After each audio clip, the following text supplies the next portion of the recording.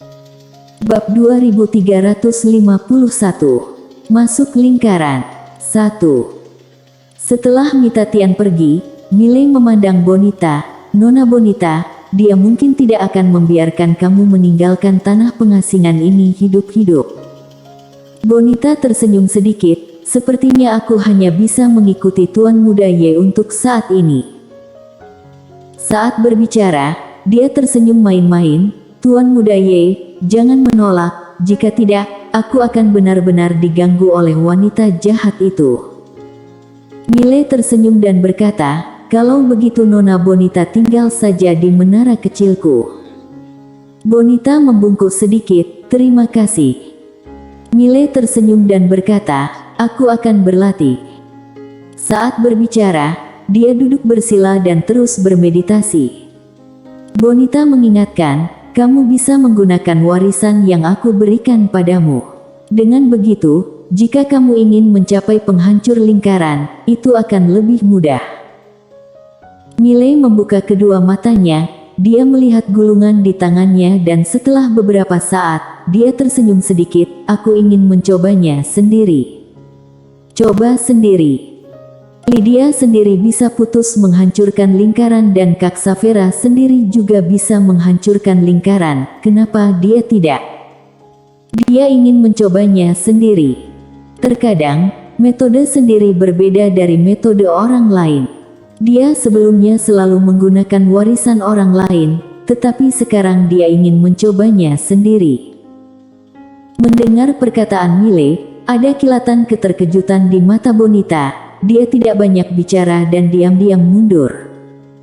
Di puncak gunung, Miley duduk bersila di tanah, terus memahami. Bonita tidak meninggalkan menara kecil, tetapi berkeliaran di menara kecil. Harus dikatakan bahwa dia terkejut. Dengan kekuatannya, dia secara alami menemukan keistimewaan menara kecil ini. Waktu di dalam berbeda dengan di luar. Bonita berkata dengan nada lembut, waktu berlalu. Orang ini mampu menekan berlalunya waktu. Jika tidak melihat kemampuan yang menantang surga ini, aku mungkin tidak akan mempercayainya. Seolah memikirkan sesuatu, Bonita meninggalkan menara kecil. Di luar menara kecil, dia melihat Mita Tian. Mita Tian tidak pergi. Dia tidak berani menyentuh Miley, tapi dia tidak keberatan dengan Bonita. Bonita memandang Mita Tian, Mita, aku rasa kamu benar. Kamu mengatakan klan Abandon Langit dikalahkan karena kesombongan, tetapi pelajaran ini, kamu sampai sekarang masih belum menyerapnya. Mita Tian tidak memiliki ekspresi di wajahnya, apa kamu sedang memberiku pelajaran? Bonita menggelengkan kepalanya, aku tidak berani. Mita, setahu aku, Tuan Muda Ye ingin bekerja sama denganmu sebelumnya, tetapi kamu meremehkan kerjasamanya. Kenapa kamu meremehkannya? Karena menurutmu dia tidak memenuhi syarat untuk bekerja sama denganmu, atau dengan kata lain, dia tidak layak untuk bernegosiasi denganmu. Jadi, kamu tidak hanya mengabaikannya, tapi juga mempermalukannya. Mita Tian tiba-tiba menyela Bonita, jangan membuat api, biar aku bertanya, jika orang di belakangnya tidak muncul, apa kamu akan menjilatnya? Bonita terdiam. Mita Tian mencibir, alasan kenapa kamu menjilatnya seperti ini sekarang bukankah karena kamu tahu ada bos super di belakangnya? Jika tidak, kamu Bonita akan melihat semut yang bahkan tidak mencapai penghancur lingkaran. Bonita menggelengkan kepalanya dan tersenyum, Mita, kamu salah. Sebenarnya kamu meremehkan Tuan Muda Ye ini. Mita Tian tanpa ekspresi, aku meremehkannya. Atau kamu Bonita melebih-lebihkan dia? Bonita tersenyum dan berkata, Mita, ketika kamu dan aku berada di tingkatan alam ini, apakah kamu yakin bisa mengalahkannya? Kenapa kamu menggunakan tingkatan alam kamu saat ini untuk mengukur tingkatan alamnya sekarang? Saat kamu berada di tingkatan alamnya, apakah kamu benar-benar lebih baik darinya? Mita Tian tidak berbicara. Bonita melanjutkan, kamu awalnya punya pilihan yang lebih baik, misalnya memilih berteman dengannya. Kalau begitu, yang harus panik adalah kami. Sayangnya, kamu tidak melakukannya, jadi sekarang kamu yang panik. Mita Tian melirik Bonita, aku tidak berani membunuhnya, tapi orang-orang di belakangnya tidak ingin mencampuri urusan kita. Dan menurut tebakanku, orang di belakangnya membiarkan dia di sini, karena ingin melatihnya. Artinya selama aku tidak membunuhnya, aku akan baik-baik saja. Jika aku memberinya pelatihan, orang-orang di belakangnya mungkin akan lebih bahagia. Saat berbicara, dia mengangkat satu jari, 1 derajat. Selama aku memahami ukurannya dengan baik, aku akan baik-baik saja. Bagaimana menurutmu? Mendengar ini, Bonita menyipitkan matanya. Mita Tian tertawa. Kamu sebaiknya tinggal di menara kecil dia selamanya. Setelah berbicara, tubuhnya berangsur-angsur menjadi ilusi. Setelah hening sejenak, Bonita menggelengkan kepalanya dan tersenyum, lalu berbalik dan pergi. Di menara kecil, Mile masih duduk diam, menghancurkan lingkaran. Saat ini, dia sudah mengerti apa itu lingkaran. Yang disebut lingkaran sebenarnya tidak ada alam, lebih tepatnya, tingkatan alam.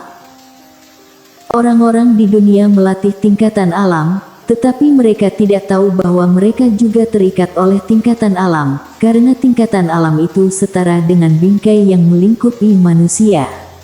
Dengan kata lain, berlatih dan berlatih, pada akhirnya terikat pada pelatihan itu. Bagaimana cara melompat keluar dari bingkai ini? Setelah memikirkan ini, Mile sedikit mengernyit. Dia sudah mengerti apa itu lingkaran, tapi sekarang ada masalah baru, yaitu bagaimana menghancurkan lingkaran ini. Mile berpikir keras. Memahami lingkaran itu mudah, menghancurkan lingkaran itu sulit. Waktu berlalu sedikit demi sedikit, tidak tahu sudah berapa lama berlalu. Mile yang sedang berlatih tiba-tiba mengerutkan kening. Kenapa dia menghancurkan lingkaran sendirian? Kenapa tidak membiarkan Lydia bantu menghancurkan lingkaran? Setelah membaca ini, dia langsung mengeluarkan pedang biru gaib. Setelah beberapa saat, sudut mulutnya sedikit terangkat, pedang biru gaib di tangannya mulai bergetar hebat. Menghancurkan lingkaran. Menghancurkan lingkaran sendiri adalah satu cara, membiarkan orang lain membantu kamu menghancurkan lingkaran juga satu cara. Atau langsung masuk ke lingkaran orang lain, artinya sama dengan masuk ke dalam lingkaran yang lebih besar. Bersambung.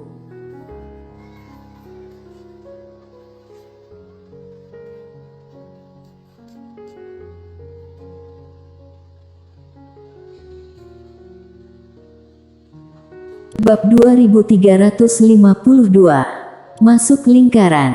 2. Menurutnya, sekalipun dia menghancurkan lingkaran, dia tetap berada di lingkaran orang lain. Jadi kenapa dia tidak mencari lingkaran besar dan melompat ke dalamnya? Di dunia ini, lingkaran Lydia sendiri pasti luar biasa. Jika dia bisa memasuki lingkarannya, meskipun penghancur lingkaran, takutnya tidak bisa berbuat apa-apa terhadap dirinya. Bagaimanapun juga, ini adalah lingkaran Lydia. Memikirkan hal ini, Mile menjadi sedikit bersemangat.